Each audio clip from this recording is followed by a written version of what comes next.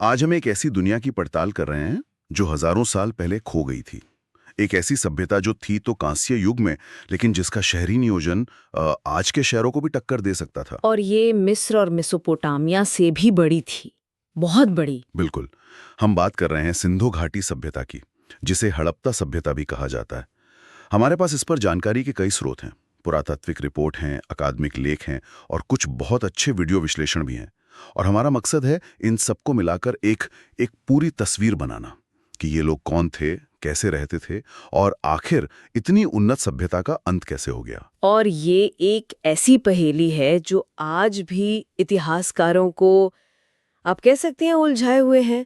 जरा सोचिए, एक सभ्यता जिसके पास ग्रिड सिस्टम वाले शहर थे, घर घर में बाथरूम थे, एक विशाल व्यापार नेटवर्क था, लेकिन जिसकी भाषा, जिसकी लिखावट हम आज तक एक अक्षर नहीं पढ़ पाए हैं। उनकी आवाज हमेशा के लिए खामोश है। बिल्कुल।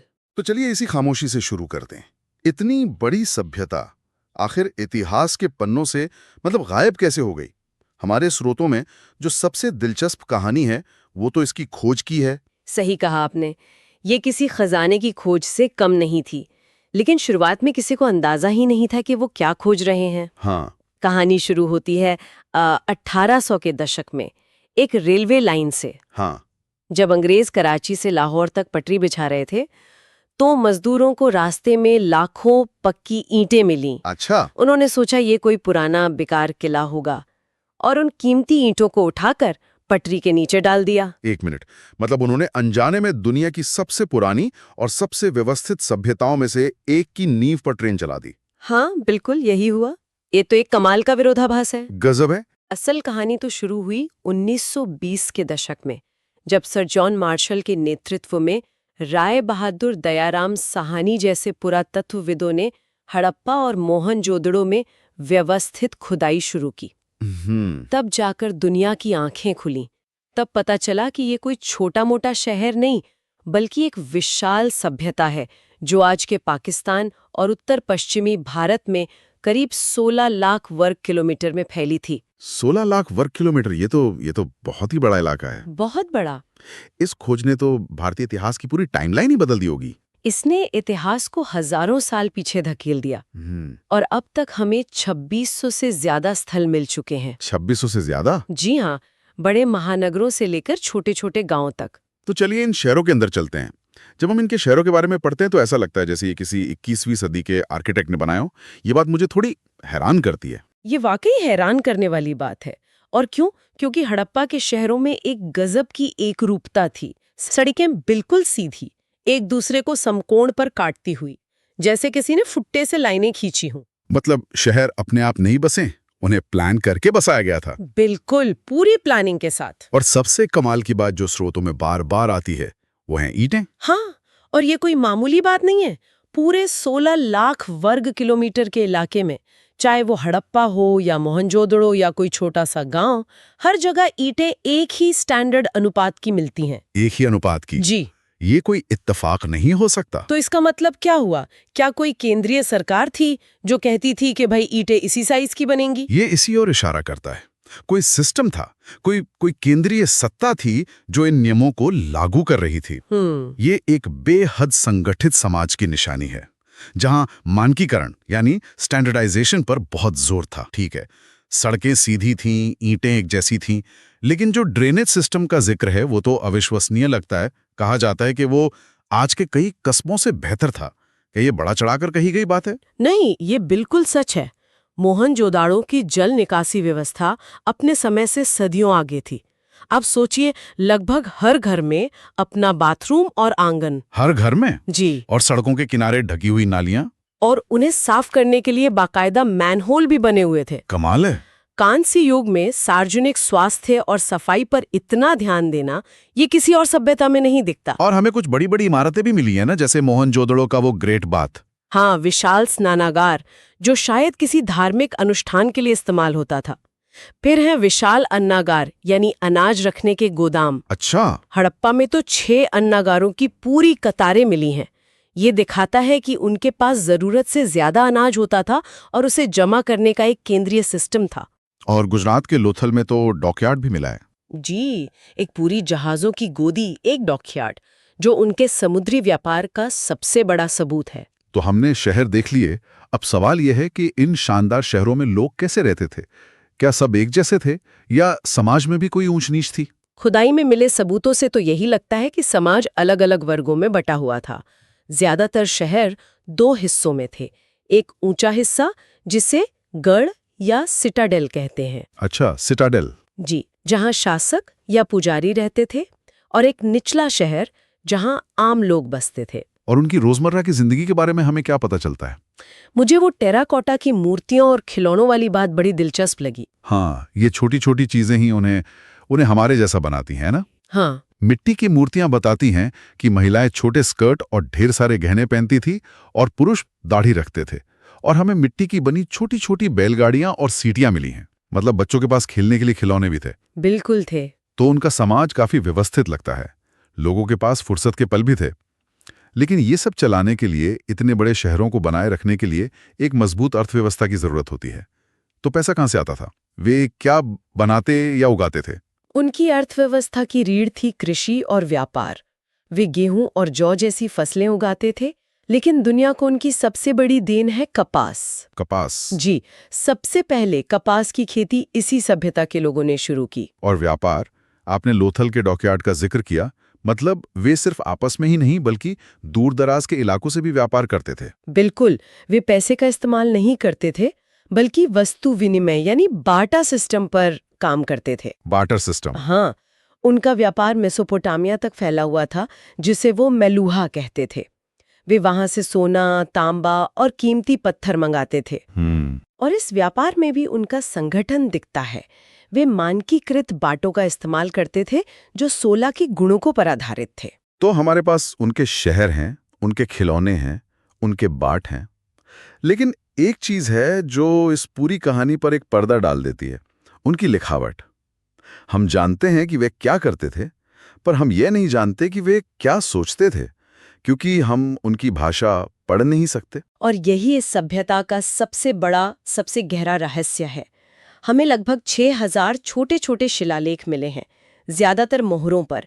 इनमें 400 से 600 के बीच चित्र जैसे निशान हैं। 400 से 600। जी, और कई सालों तक तो ये बहस चलती रही कि ये कोई भाषा है भी या सिर्फ कुछ प्रतीक हैं। लेकिन फिर तकनीक ने एक नई उम्मीद जगाई है ना। मैंने कंप्यूटर विश्लेषण के बारे में पढ़ा है। हाँ, 2009 में राजेश पीएन राव और उनकी टीम ने एक बहुत दिलचस्प काम किया। उन्होंने कंप्यूटर की मदद से इन चिन्हों के पैटर्न का विश्लेषण किया और पाया कि ये ना तो पूरी तरह से बेतरतीब है और ना ही बहुत ज्यादा व्यवस्थित। अच्छा, इसका पैटर्न ठीक वैसा ही है जैसा किसी जीवित भाषा का होता है। मतलब ये वाकई एक भाषा है। हाँ, ये वाकई एक भाषा है जिसे हम बस आज पढ़ नहीं पा रहे। और वे लिखते कैसे थे? क्या कोई खास तरीका था? उनका तरीका भी अनोखा था, जिसे बूस्ट्रोफेडन कहते हैं। बूस्ट्रोफेडन। जी, मतलब पहली लाइन दाएं से बाएं लिखते थे और अगली लाइन बाएं से दाएं, एक सांप की तरह। कमाल है। तो इन मोहरों का क्या काम था जिन पर ये लिखावट मिली है? इन पर जानवरों के चित्र भी बने हैं, खासकर वो एक सींग वाला बैल जिसे यूनिकॉर्न कहते हैं। ये एक और पहेली है। देखिए, मेसोपोटामिया में मोहरों का इस्तेमाल सामान की बोरियों को सील करने के लिए होता था, और हमें वहाँ हजारों मोहरों की छाप मिली हैं। लेकिन सिंधु घाटी में हमें ऐसी छापें बहुत कम मिली हैं। तो फिर? तो शायद ये मोहरें खुद में ही कोई पहचान पत्र या ताबीज जैसी कोई चीज थीं। इनका असली मकसद अभी भी एक रहस्य है। तो काफी धार्मिक से लगते हैं।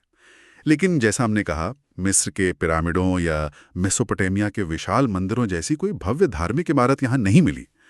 तो उनके आस्था और धर्म के बारे में हम क्या जानते हैं? हमारी जानकारी का स्रोत वही मोहरें और मूर्तियां हैं। एक बहुत मशहूर मोहर है जिसे पशुपति मोहर कहते हैं। इस पर एक व्यक्ति योग की मुद्रा में बैठा है। उसके 3 सिर हैं, सींग वाला मुकुट है और चारों तरफ जानवर है, हाथी, बाघ, गैंडा, भैंस। इसे शिव का आदि रूप मानते हैं, है ना? कई लोग इसे भगवान शिव का आदि रूप या आद्य शिव मानते हैं। और मातृ देवी की पूजा का भी बहुत जिक्र मिलता है। बिल्कुल, हमें बड़ी संख्या में मिट्टी की बनी महिलाओं की मूर्तियां मिली हैं। एक मूर्ति में तो एक महिला के गर्भ से एक पौधा निकलता हुआ दिखाया गया है, जो शायद धरती या उर्वरता की देवी का प्रतीक है। अच्छा। इससे कुछ विद्वान ये भी अंदाजा लगाते हैं कि शायद उनका समाज मात्र सत्तात्मक रहा हो। और कब उनकी आस्था प्रकृति से ज्यादा जुड़ी हुई लगती है, पेड़ पौधे जानवर। हाँ, वे पेड़ों की पूजा करते थे, खासकर पीपल की। कुबड़ वाला सांड भी एक पूजनीय पशु था। कुछ जगहों जैसे कालीबंगा में हमें अग्नि वेदिकाएं भी मिली हैं, जो यज्ञ जैसी किसी प्रथा की ओर इशारा करती हैं। तो उनकी आस्था काफी मिली जुली थी। बिल्कुल। तो अब हम कहानी के आखिरी और शायद सबसे मुश्किल हिस्से पर आते हैं। एक सभ्यता जो इतनी व्यवस्थित थी, इतनी फैली हुई थी, इतनी उन्नत थी, वो खत्म कैसे हो गई? लगभग 1900 ईसा पूर्व के आसपास ये शहर वीरान होने लगे। क्या हुआ? इसका कोई एक जवाब नहीं है, और ये पतन रातों रात नहीं हुआ, बल्कि धीरे धीरे हुआ। सबसे पुराना सिद्धांत था आर्यों के आक्रमण का। हाँ, मैंने भी सुना है। हाँ, लेकिन अब ज्यादातर विद्वान इसे नहीं मानते, क्योंकि शहरों का पतन आर्यों के आने से पहले ही शुरू हो गया था। तो फिर असली वजह क्या हो सकती है? सबसे बड़ा कारण जलवायु परिवर्तन को माना जाता है। जलवायु परिवर्तन? जी, मौसम सूखा होने लगा, मानसून का पैटर्न बदल गया, और घग्गर आकरा जैसी नदियां, जिन्हें कुछ लोग प्राचीन सरस्वती नदी मानते हैं, वो सूखने लगी। और जब पानी ही नहीं रहेगा तो कृषि पर आधारित सभ्यता कैसे टिकेगी? बिल्कुल। इसके अलावा विनाशकारी बाढ़ और भूकंप जैसी वजहें भी हो सकती हैं। तो एक तरह से उन्होंने अपने पर्यावरण का इतना इस्तेमाल कर लिया कि संतुलन बिगड़ गया। ये भी एक बहुत बड़ा फैक्टर है। इसे पारिस्थितिक असंतुलन कहते हैं। सोचिए, शहर बनाने और ईंटें पकाने के लिए बड़े पैमाने पर जंगलों की कटाई हुई होगी, संसाधनों का जरूरत से ज्यादा इस्तेमाल हुआ, और धीरे धीरे जमीन बंजर होने लगी। हाँ, और उनकी अर्थव्यवस्था ढह गई। तो क्या वे लोग बस गायब हो गए? क्या सिंधु घाटी के लोग पूरी तरह से खत्म हो गए? नहीं, और ये समझना सबसे जरूरी है। शहर खत्म हो गए, लेकिन सभ्यता और उसके लोग गायब नहीं हुए। अच्छा। वे पूर्व और दक्षिण की ओर चले गए, गंगा के मैदानों की तरफ, और वहां छोटे छोटे गांवों में बस गए। हड़प्पा की कई परंपराएं जीवित रहीं और बाद की भारतीय संस्कृतियों में घुल मिल गईं। मतलब उनकी विरासत आज भी हमारे साथ है। बिल्कुल, चाहे वो कुछ धार्मिक प्रतीक हो, वजन तौलने की प्रणाली हो, या मन के बनाने जैसी शिल्पकला हो। सभ्यता का भौतिक रूप खत्म हो गया, लेकिन उसकी आत्मा आगे बढ़ती रही। तो कुल मिलाकर हमारे सामने एक ऐसी सभ्यता की तस्वीर है जो शहरी नियोजन में जीनियस थी, व्यापार में माहिर थी, लेकिन जिसकी अपनी आवाज हम आज तक सुन नहीं पाए हैं। एक ऐसी संस्कृति जिसकी गूंज आज भी हमारे रीति रिवाजों में सुनाई देती है, लेकिन जो खुद में एक खामोश पहेली बनी हुई है। और यहाँ एक आखिरी विचार है जिस पर गौर किया जा सकता है। हड़प्पा के लोगों ने अपने समकालीन मिस्र या मेसोपोटामिया के लोगों की तरह राजाओं के लिए विशाल महल या मकबरे नहीं बनाए। हमें किसी शासक की कोई बड़ी मूर्ति तक नहीं मिली। हाँ, ये बात तो है। शासकों के लिए स्मारकीय वास्तुकला की ये कमी उनकी राजनीतिक व्यवस्था के बारे में क्या बताती है? क्या ये पुजारियों का शासन था, या व्यापारियों का एक संगठन, या कुछ और ही जिसे हम अभी तक समझ नहीं पाए हैं? ये सवाल हमें सोचने पर मजबूर करता है कि कोई समाज इतना संगठित और शक्तिशाली कैसे हो सकता है, बिना उस तरह के राजा महाराजा वाले